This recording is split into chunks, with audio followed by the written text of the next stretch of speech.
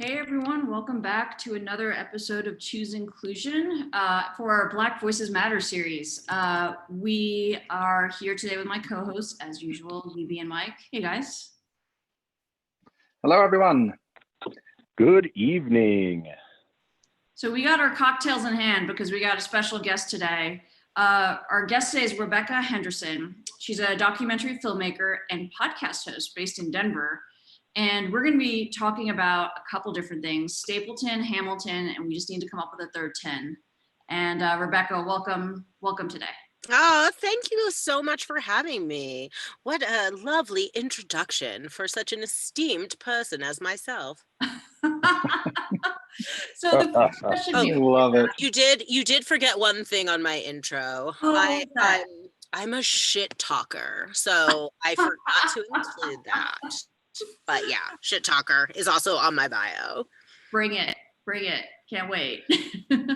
So the first question we always ask our guest, Rebekah, is a check-in really. How are you doing? How are you holding up? Girl, come on now. Whoo, listen, are people answering that honestly? Like, what's happening? Because for me, I mean, I am physically well.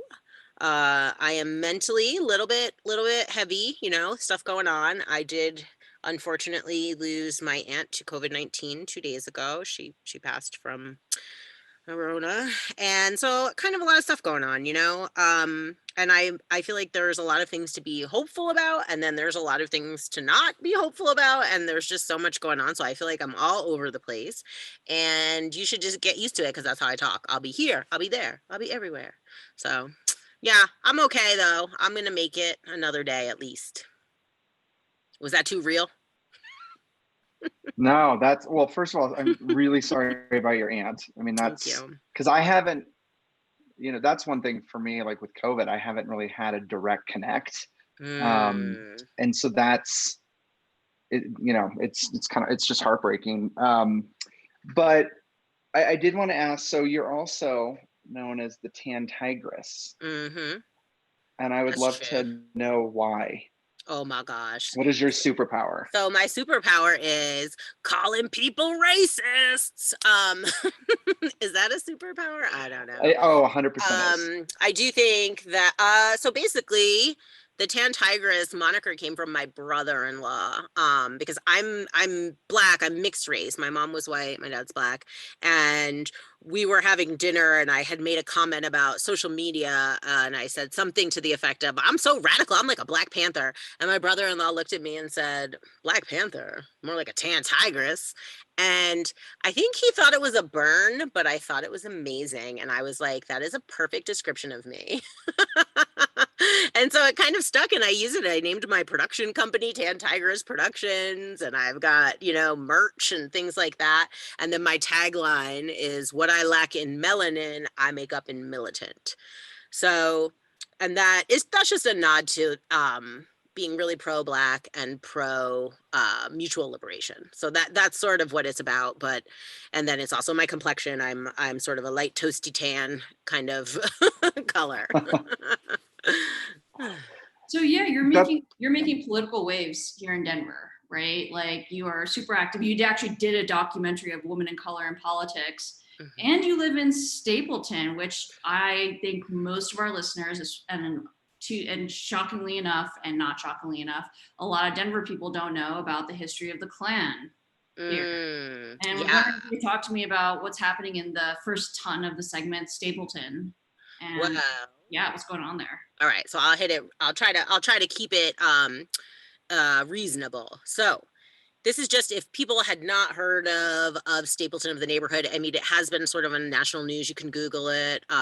But basically, the neighborhood I live in is a development that is made from a decommissioned airport, the old airport for the city and county of Denver.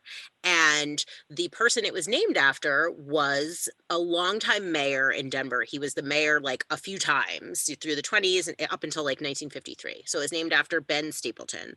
Ben Stapleton was also a high-ranking member in the Ku Klux Klan.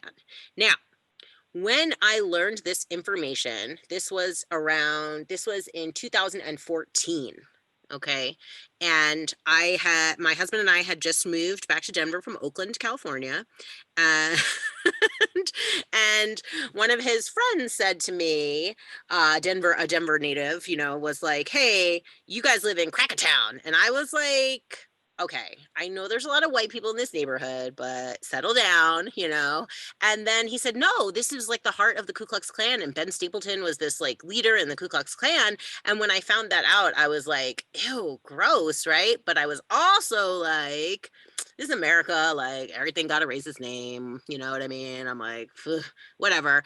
And I didn't really think that much about it until people started trying to change the name. So then I found out there was all of these sort of, it's been an ongoing movement in Denver since the 1960s, actually, which I didn't know until recently. I was more familiar with the early 2000s. Sorry, if there's anything that I'm like saying that sounds wild or you want me to clarify, please stop me because I will just talk. Yeah. So anyway, so Stapleton, so the neighborhood, they had sort of promised, they knew about this from the beginning, right? Because here's a question. What is the name of the airport in Denver right now? What do we call our airport? DIA.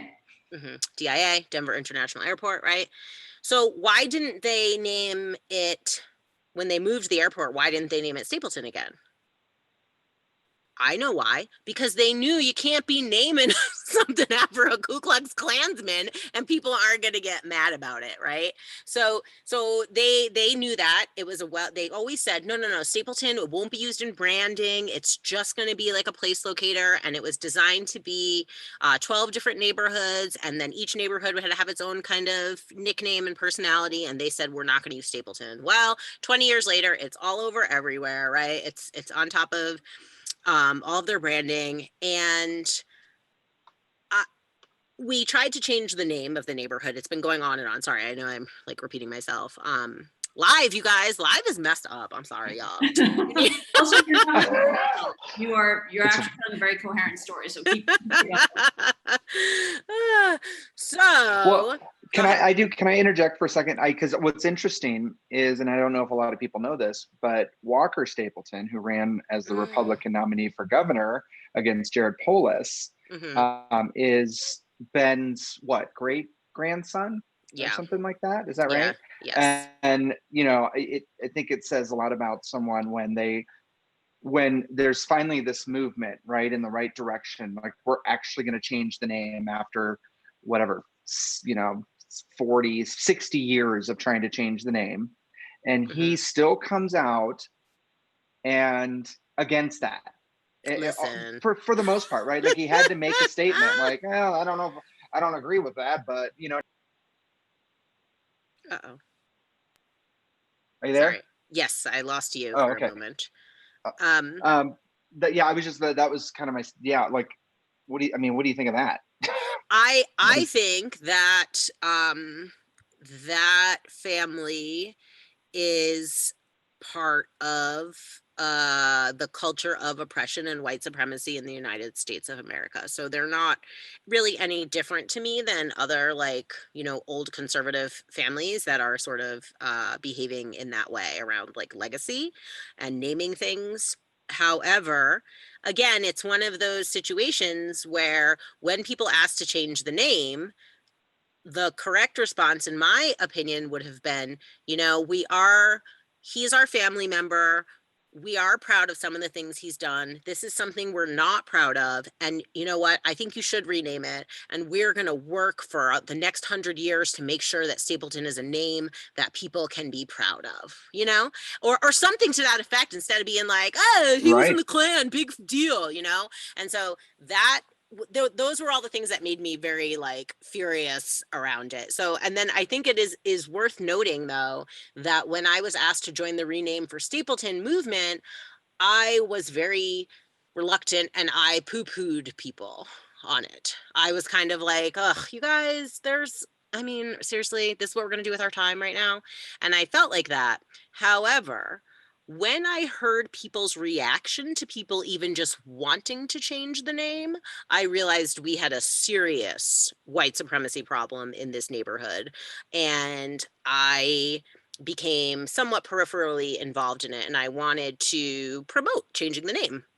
So we had a vote last summer, and I called the vote, pardon my French, but I called it a shitmas test, which is like a litmus test, but shit, right? I said, if they change the name of the neighborhood, if these neighbors vote for it, then I believe that we will not be reelecting Donald Trump in November. I said, if they vote to keep the name, then that tells you what you need to know about America, because I do feel like this area is actually a really good representation of the United States as a whole. It's like majority white, there's just and it's a higher income bracket. Then we also have a very small amount of affordable housing and people who are living here who aren't super rich. We're also butted up against Aurora and North Park Hill.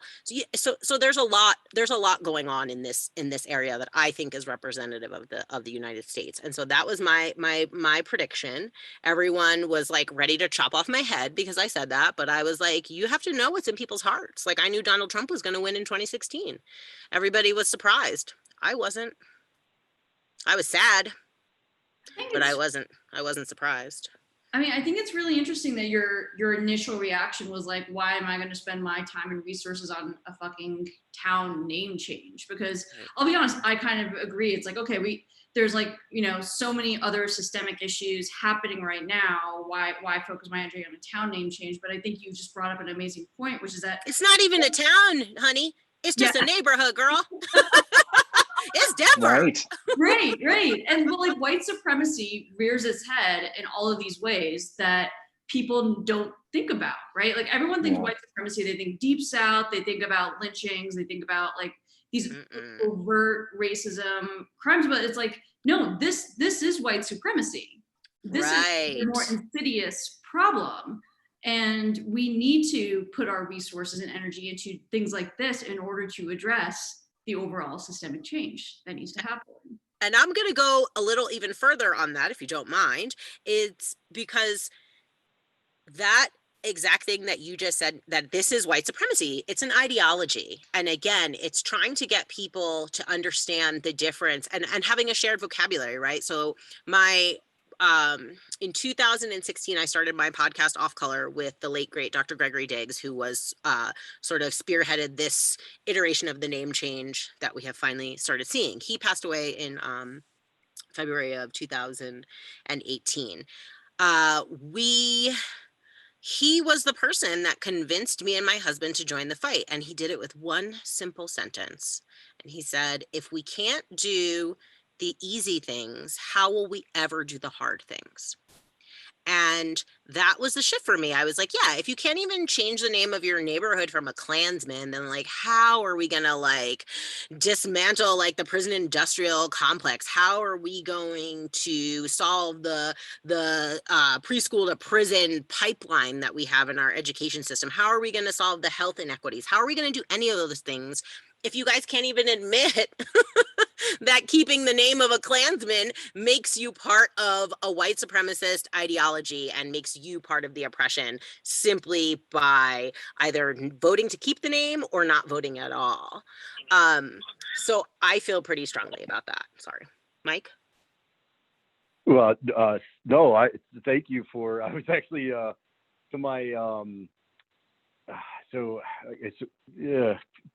please know this is coming from a blind guy's point of view. Okay. So I'm the token blind guy, and knowing how far the world has to go to even get us where the people with disabilities community aren't even in the race. Okay. So it's coming from that standpoint. So I always look at baby wins, baby steps. You got to crawl, walk, run your way into success. And so to me, when I heard that one of the schools there in the neighborhood actually did win the branding war and they actually changed the name, I looked at that as again, crawl, walk, run your way into success. I'd love to hear your thoughts on that.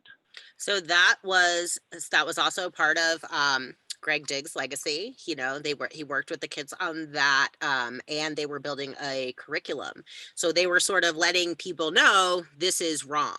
When that happened, all it did was make us in the neighborhood look even worse, because we're like, the kids were like, yo, come on, guys.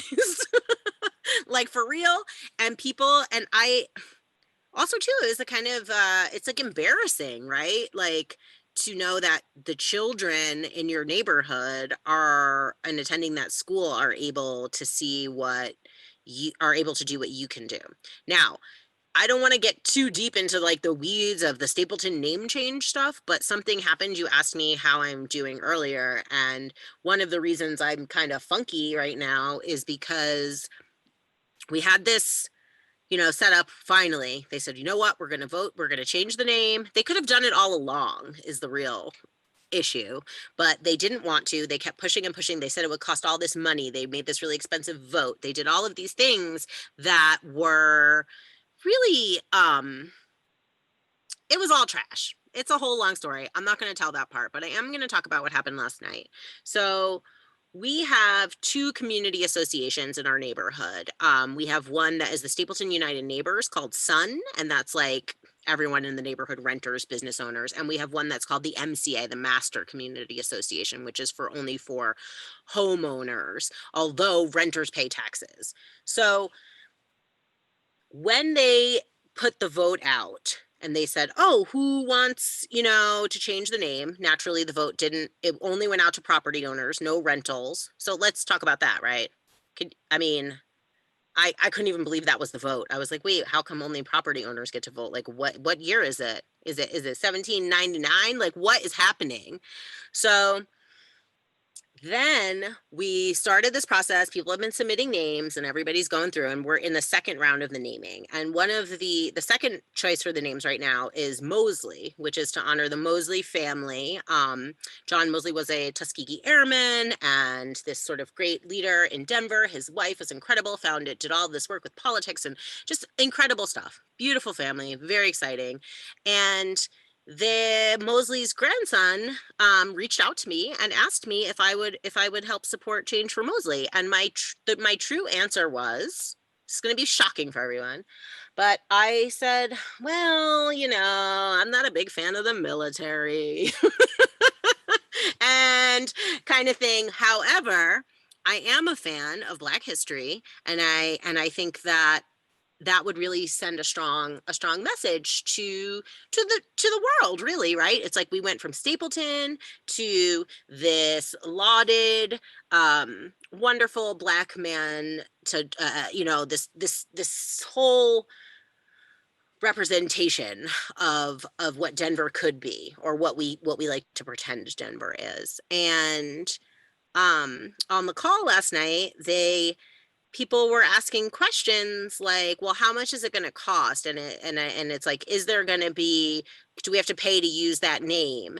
And they were making it sound like the Mosleys were trying to make money off of this. And I thought and I was like, back to square one. Here we are again with our white supremacy, right? And if they feel like if a name can't be Stapleton after a Ku Klux Klansman, right, then it can't be the name of anyone. So everyone is really pushing. They don't want it to be named after a person. They want it to be named Central Park. And I will say again that before all of this, I also wanted the neighborhood to be named Central Park. I was like, it makes sense. There's a Central Park. My neighborhood is called Central Park West. It's fine. Now, if they had done that 5 years ago, I think we all would have said, okay. However, in the current climate, no, we want Mosley, right?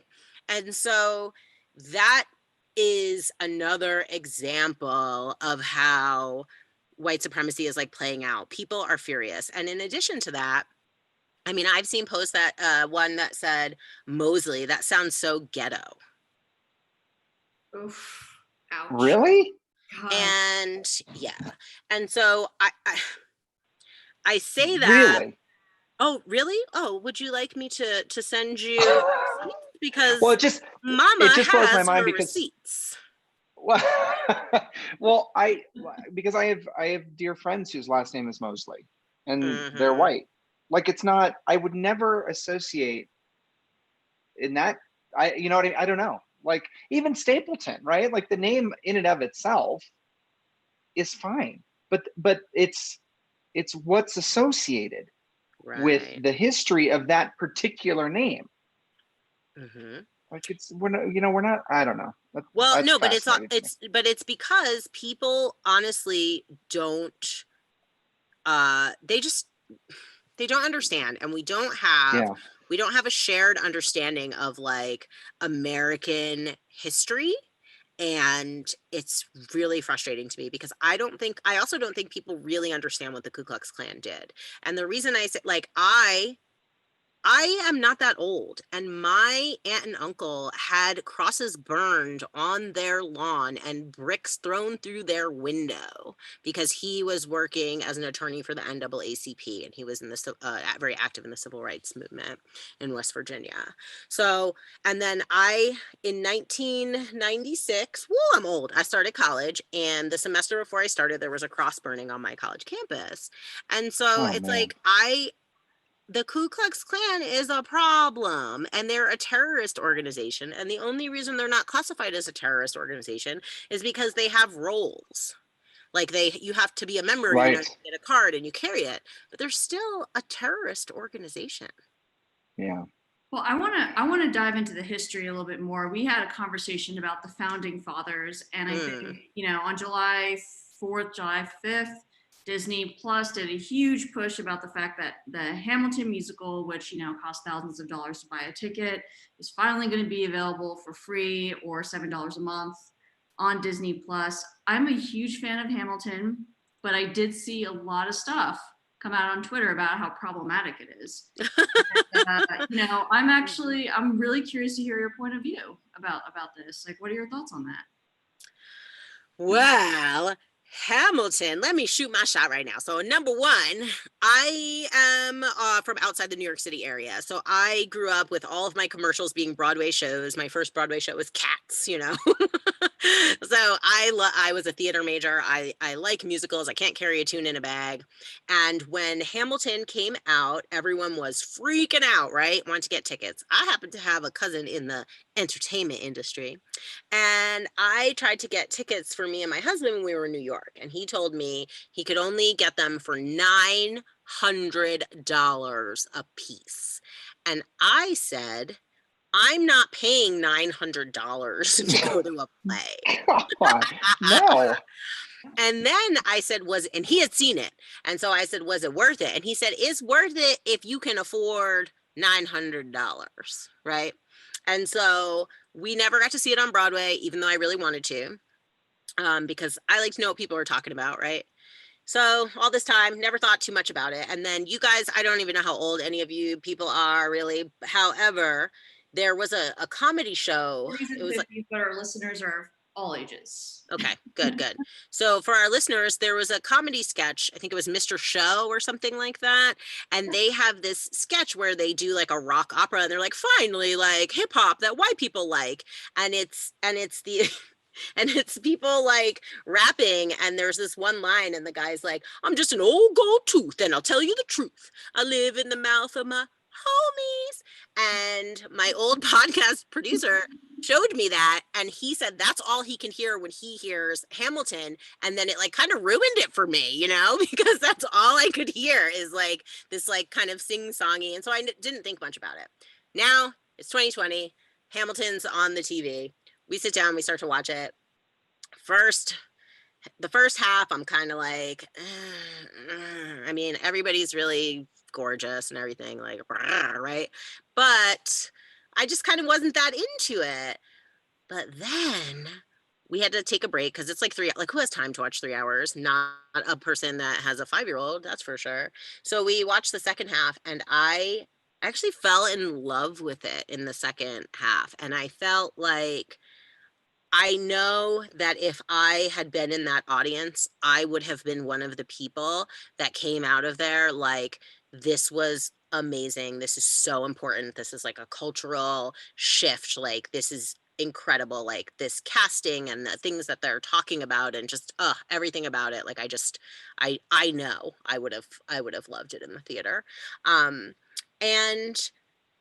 at the same time, though, like, I have a lot of problems with you know, the founding of the nation and how we revered these founding fathers, even though in my mind, they're all essentially psychopaths that were, you know, enslaving people. And when people like to give that argument, well, it was the time, I'm like, nah, man, people knew it was wrong then, especially the people it was happening to, but other people also. So it made me feel like I don't want to do anything that like raises those dudes up. To me, they're just like a bunch of old white dudes that set up a country for old white dudes. And that's what they did. And now here we are. So I don't know if that answers your Hamilton question. Sorry. No, well, it sounds, go ahead, Mike. It sounds like you're very, well, you're conflicted, right? Like, and that's an okay feeling to feel, right? Because I mean, you know, there's so much that makes us up as people. And again, you grew up in and around theater and all that amazing lifestyle. So you can appreciate it from one lens. However, you still have another lens that, you know, again, it's never simple. Like, you know, like,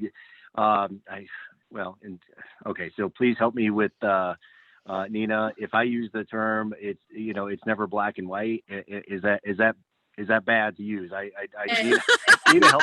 I'm black and white. Hey! I know. So in this case, it's all black and white. And I also use this terminology all the time. I'm trying to get better about it. Me too. I'm trying, you know, and I appreciate your graciousness, Mike, in my journey. And I give you lots of graciousness as well. Mm-hmm. All right, that's beautiful. But truly, this isn't just so one. So it sounds to me like you're conflicted, though, Rebekah, with this. Oh, well, just that it's not so much the conflicted is that I think it's a beautiful piece of art. I do. I think that the music is really pretty good. I do not think Lin-Manuel Miranda is a good rapper. That is I'm just saying it. Sorry, guys. But I think that what the show did for kids, for representation purposes, like you were saying, you know, like I think that is really important. And then I also feel like I watched a Q&A with them after. I don't know if you guys saw that. It was like a special, and somebody said, a girl called one of the actors, I think it was whoever plays Aaron Burr, and was kind of like, you guys, this was not radical, blah blah blah. And he was like, word, right? And he's like, but looking back, like, the things that the kids are gonna make now, the art that's gonna come out of this is gonna make Hamilton look really quaint and really cute and like, oh, they had, you know. But at the time, I think everybody's forgetting when that came out, it was a big deal because it was like revolutionary. And I think people forgot that. That was all people of color actors. There was no play that was mainstream Broadway that white audiences accepted. That was like all people of color actors. Yeah. It was. Yeah. Yes. So anyway, that's why I'm a fan. In that regard, I really liked it. I think that it's worth watching, and I'm really glad that even that the theater could be open, that people could see it like that with that original cast. Because I have a side note, a sort of little bit of a funny story. You know, the actor Daveed Diggs, who plays the Thomas Jefferson and I think Lafayette, but I met him in Sundance earlier this year, and I didn't know he was in Hamilton. I was like, that's Mr. Noodle from Sesame Street. Oh my God. Oh, that's amazing. Now I know why he's famous. And so I was putting up some pictures I had of me with him, and everyone was like freaking out. And I was like, yeah, it's Mr. Noodle. What?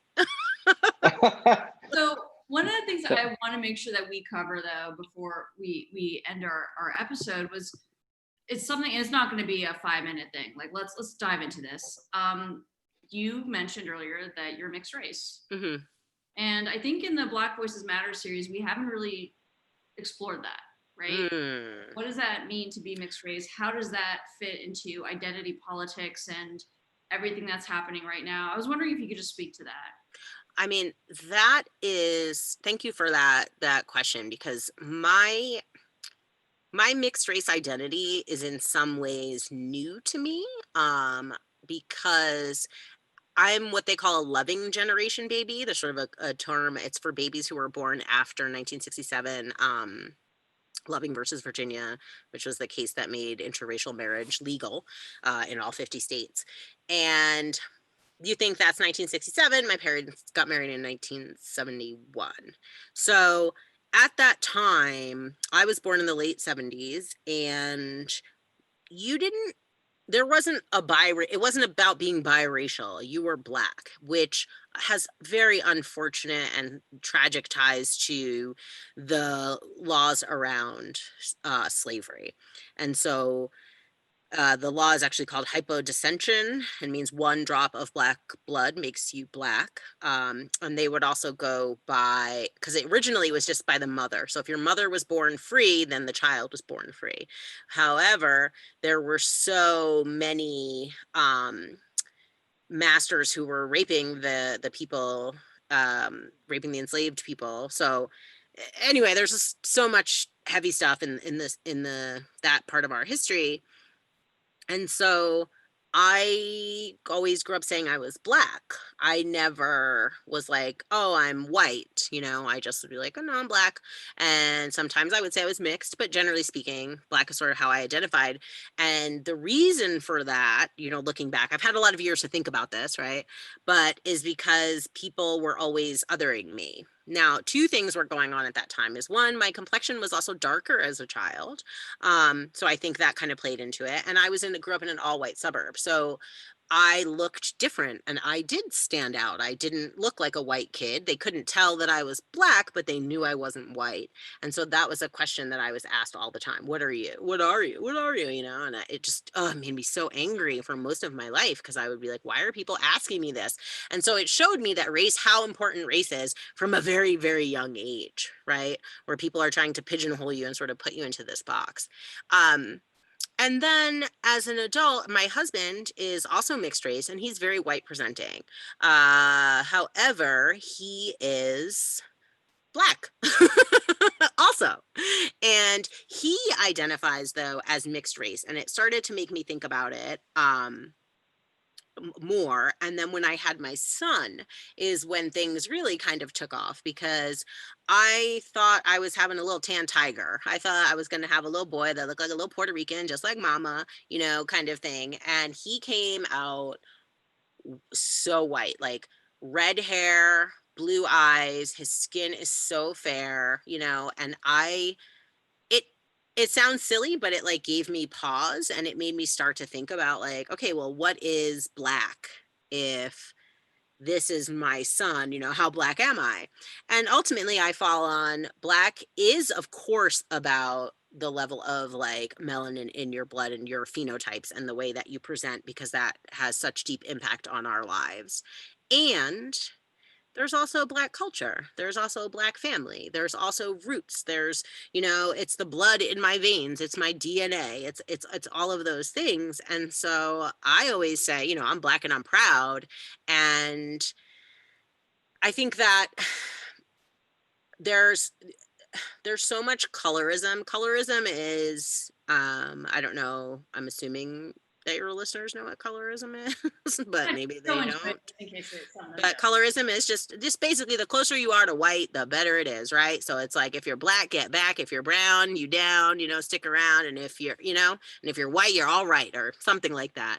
And as a light-skinned Black person that is usually mistaken for Latina, like, I know I don't walk in the world the same way that my darker complected brothers and sisters do, right? So I'm aware of that. However, I think what people maybe don't understand, or I perceive them to not understand, is that the reason I'm crying when, Elijah McClain is killed by the police is because I see my family member like that, and there's this I identify as Black. And when I see, like, I feel that's how I feel. Right. And so living in Colorado has been really challenging to me around that, because Denver is not a particularly diverse place to live. And I don't fit into the two categories of races that people understand here, which is Black and Mexican. I'm not saying that that's the proper terminology. Yeah. I'm just saying Yeah, that's what it is in Denver, right? It's you're Black or you're Mexican.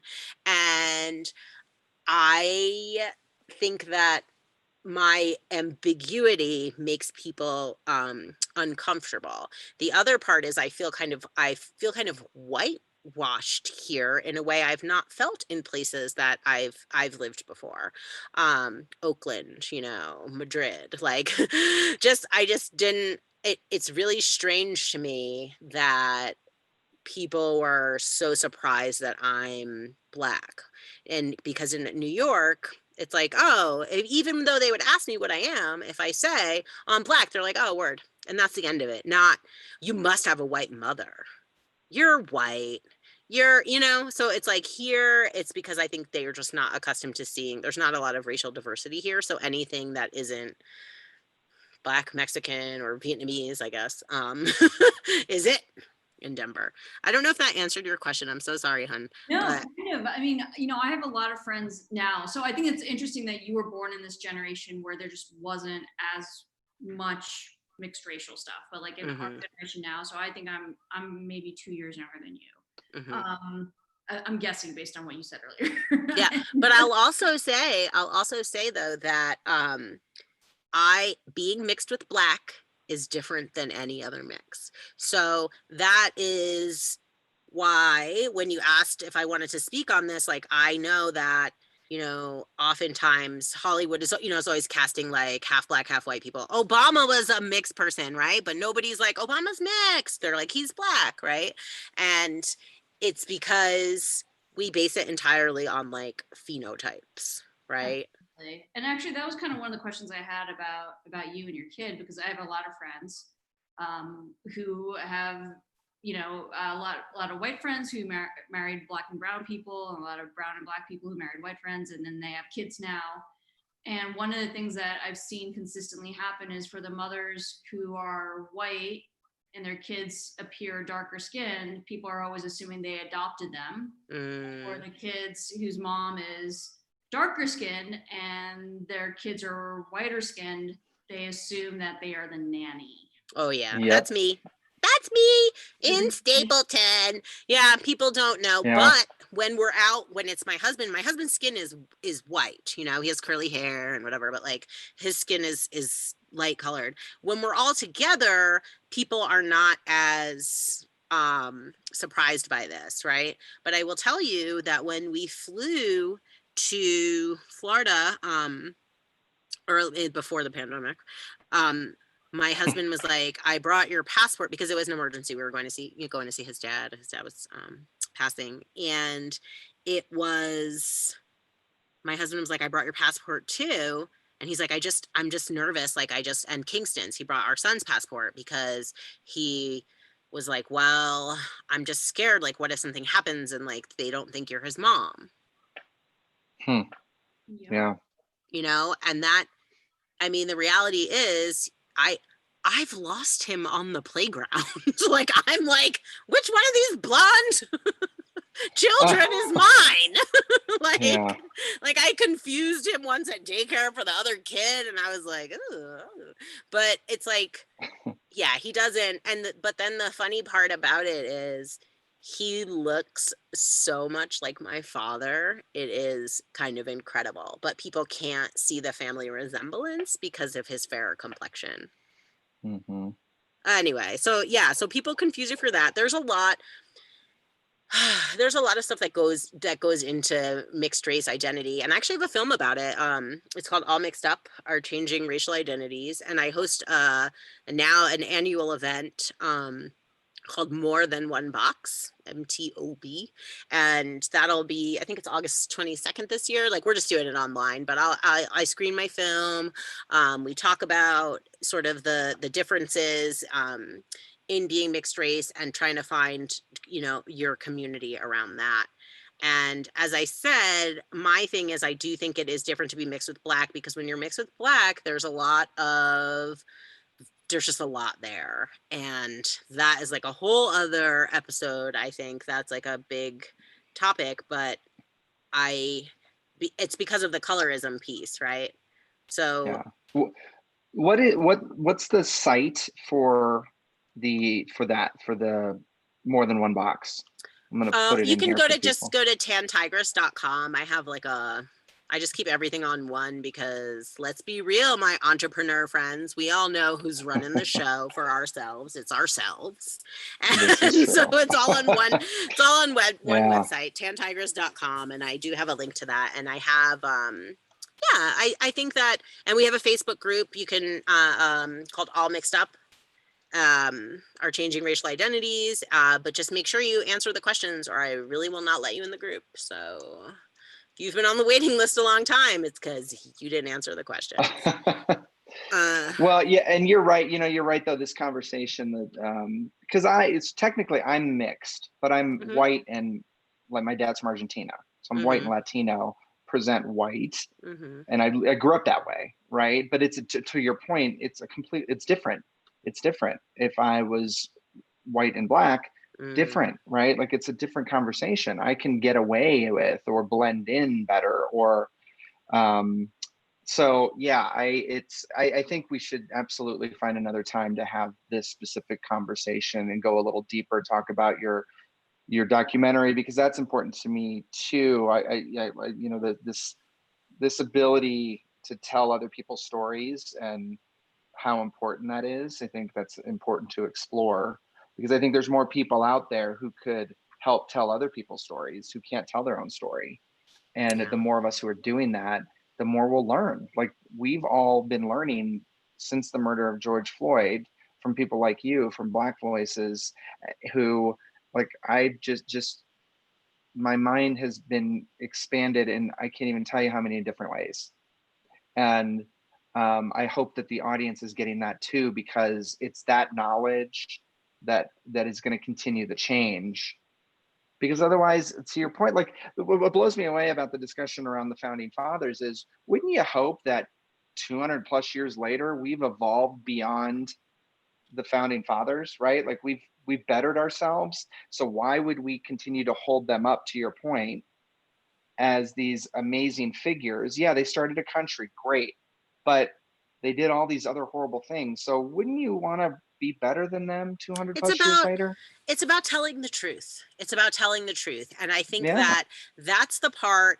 We're wrapping it up here, but I wrote this poem one time. I'm not reading it or anything, but it was about ghosts. And one of the lines in it is something about, I know why white people are afraid of ghosts, because they think that they're coming back. They're like haunted by all these terrible things that they did and their ancestors did. And then when you look into like Black traditions, indigenous traditions, like we're not afraid of ghosts. Those are our ancestors, right? And so yeah, amazing point. So I think that's why they think that we want to be the same as them, that if this happens, they're going to be oppressed by Black people. And as you say, right, when you've been oppressing people, like equality feels like oppression, you know? And so I think that is something that if people are listening, or I'm sure people are listening, that I want them to be thinking about, if they are of the dominant culture, aka white people, that like Black people are not trying. Black Lives Matter doesn't mean white lives don't matter, right? Like that's not what it means. Exactly. Right. So I hope that people are understanding that, and I do stand by that. I do believe we are all far more alike than we are different. And I think, but our differences are something to really celebrate. And I think and it's fine. And but the problem comes down to that we have two different experiences, countries, history, everything. And until we can bring those things together, I don't see the big sea change that everyone's talking about. I don't see it. You got Donald Trump just today sending out the military to Chicago. You know, we have people getting snatched off the streets in Portland. We have why are our local officials having to send messages to the president of the United States not to attack his own people? That's happening right now. And so much of it is race-based, right? So I don't want to bum you guys out in the last minute here. So no, this was an amazing conversation. We captured a lot of topics, which was awesome. And so, no, thank you. I think that's a great place to end at least this first discussion with you. And we just can't thank you enough for, giving us the opportunity and honoring us to share your voice. So thank you, Rebekah. You're welcome. And I would absolutely love to have you guys on the show at some point, because my other thing is I'm the worst with disabled people, Mike. Oh, we gotta talk. No, because I just did an article on this incredible filmmaker I know, Jade, who I met at Sundance. Check it out right now. I just retweeted it, but they did an interview with her for The Root. She's a deaf filmmaker and a Black deaf filmmaker. And I think that, I've been following a lot of like disability Twitter, and just kind of following that to be more mindful in my own language and my own thoughts and how we're doing things. So I really appreciate what you guys are doing with this choose inclusion. So thank you for doing your work. I appreciate it. Well, I thank you for that. And the honor really tonight is mine, because man, Tan Tigress, I am so inspired by how you are doing what you're doing. What is important, but the how. You're bold, you're honest, you're giving when it's time to be giving. But I love your message. I love how you're doing it, and that means a lot to me. So thank you. I'm crying. I have to go. Mike just did his mic drop. That was beautiful. That was beautiful. Well, thank you, Rebekah. This was amazing.